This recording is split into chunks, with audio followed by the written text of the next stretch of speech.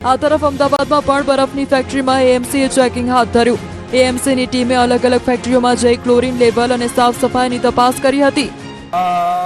આજે આપણે મધ્ય ઝોનમાં 6 આઈસ ફેક્ટરી આવેલી છે, તો ત્યાં જે પાણીના વપરાશથી બરફ બનાવવામાં આવે છે તે પાણી યોગ્ય ગુણવત્તાસભર તથા ક્લોરીન યુક્ત છે કે નહીં તેનું આપણે ચેકિંગ કરવામાં આવ્યું છે। આજે આપણે અહીંયા આવ્યા છીએ। આ આઈસ ફેક્ટરીમાં જે પાણી વપરાશમાં લેવામાં આવે છે તે પાણી આપણે કસનળીમાં લીધું છે।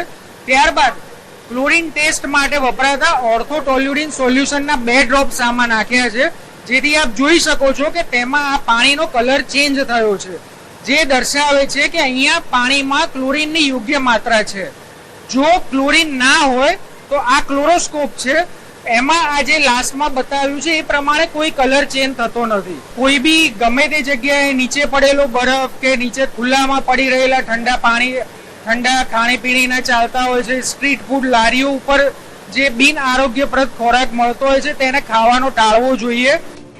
ફેક્ટરીઓમાં દરરોજ ક્લોરીન ટેસ્ટ કરવામાં આવે છે કે કેમ તેની પણ તપાસ કરવામાં આવી। દાવો છે કે લોકોના સ્વાસ્થ્યની કાળજી રાખવા માટે મહિનામાં 2 વખત પાણીના નમૂનાઓ લેવામાં આવે છે, જેમાં એક નમૂનો પ્રાઇવેટ લેબમાં અને બીજો દુધેશ્વર સ્થિત સેન્ટ્રલ લેબોરેટરીમાં ચેક થાય છે। ફેક્ટરીના માલિકે જણાવ્યું કે તેઓ રેગ્યુલર ચેકિંગ કરાવે છે।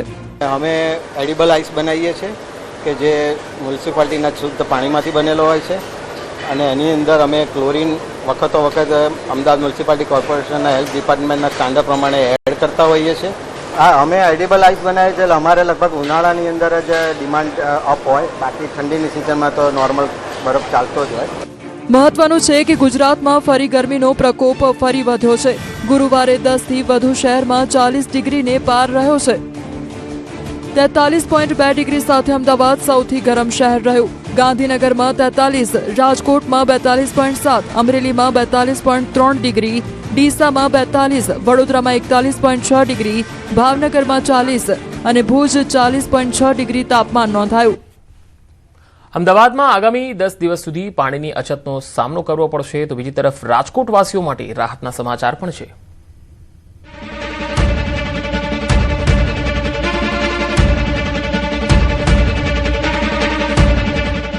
ભર ઉનાળે રહેવું પડશે તરસ્યું। અમદાવાદમાં મળશે નર્મદાનું ઓછું પાણી। માથાફાડ ગરમી વચ્ચે અમદાવાદીઓને પાણી વગર તરસ્યું રહેવું પડશે। ઉનાળાના 10 દિવસ દરમિયાન અમદાવાદીઓને ઓછું પાણી આપવામાં આવશે। અમદાવાદીઓને પૂરા પાડવામાં આવતા નર્મદા નહેરના પાણીમાં ઘટાડો કરવામાં આવશે અને બોરવેલ ચલાવવામાં આવશે, જેથી પાણીમાં વધઘટ થવાની સંભાવના હોવાના પગલે લોકોને ઓછા પ્રેશરથી અને ઓછું પાણી મળશે। અમદાવાદ મ્યુનિસિપલ કોર્પોરેશનના ઇજનેર વિભાગના જણાવ્યા મુજબ સરદાર નર્મદા નિગમ લિમિટેડ દ્વારા નર્મદા મુખ્ય નહેરમાં પ્રી મોન્સૂન કામગીરી અંતર્ગત નહેરના આરસીસી લાઇનિંગમાં થયેલા નુકસાનને રિપેરિંગ અને મરામત નિભાવના કાર્ય માટે આગામી 10 દિવસ સુધી નહેરના લેવલમાં જરૂર મુજબ વધઘટ કરવામાં આવશે, જેના પરિણામે કોતરપુર વોટર વર્ક્સ ખાતે મળતા પાણીના જથ્થામાં ઘટાડો થશે અને કોતરપુર વોટર વર્ક્સ ખાતે પૂરતા પ્રમાણમાં પાણી ઉપલબ્ધ થશે નહીં, જેથી શહેરના પશ્ચિમ ઝોન, મધ્ય ઝોન, ઉત્તર ઝોન, પૂર્વ ઝોન અને દક્ષિણ ઝોનના વોટર ડિસ્ટ્રીબ્યુશન સ્ટેશનોમાં પાણીની અછત સર્જાશે। આ પરિસ્થિતિમાં વોટર ડિસ્ટ્રીબ્યુશન સ્ટેશન ખાતે જરૂર મુજબ બોરવેલ ચલાવી ઉપલબ્ધ પાણીના જથ્થા અનુસાર પાણીનું વિતરણ કરવામાં આવશે।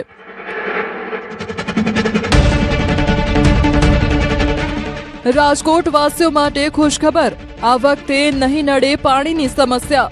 ભર ઉનાળે નહીં પડે ભટકવું। આકરા ઉનાળા વચ્ચે રાજકોટ વાસીઓ માટે રાહતના સમાચાર આવ્યા છે। આ વખતે ઉનાળામાં રાજકોટ વાસીઓને પીવાના પાણી માટે દર ભટકવું નહીં પડે।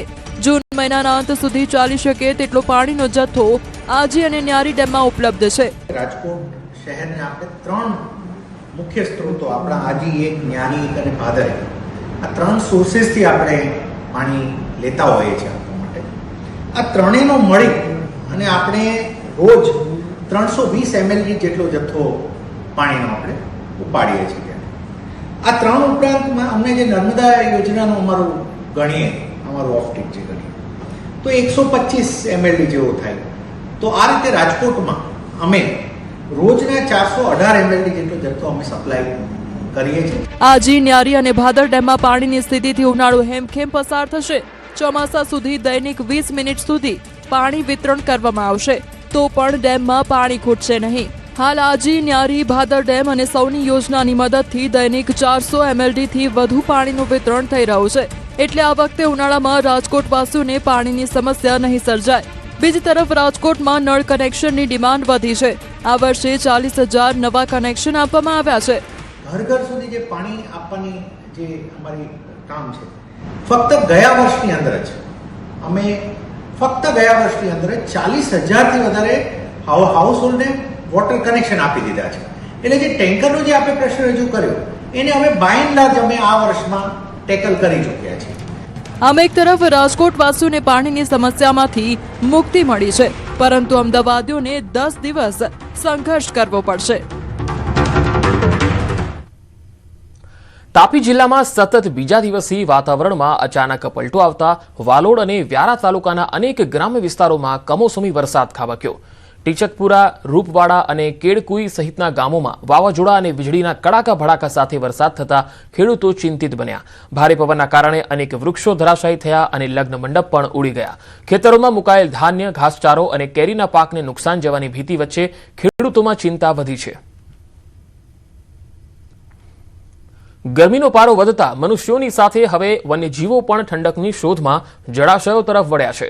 ગિરનારની તળેટીમાં આવેલા ઐતિહાસિક વિલિંગડન ડેમ ખાતે એક અદભુત નજારો જોવા મળ્યો. કાળઝાળ ગરમીથી બચવા 3 સિંહો ડેમના કિનારે આરામ ફરમાવતા જોવા મળ્યા હતા. પ્રવાસીઓ માટેનું સ્થળ એટલે વિલિંગડન ડેમ. ત્યાં પ્રવાસીઓની સાથે હવે ઉનાળાની ગરમીમાં ઠંડક મેળવવા માટે સિંહો પણ આવી પહોંચે છે.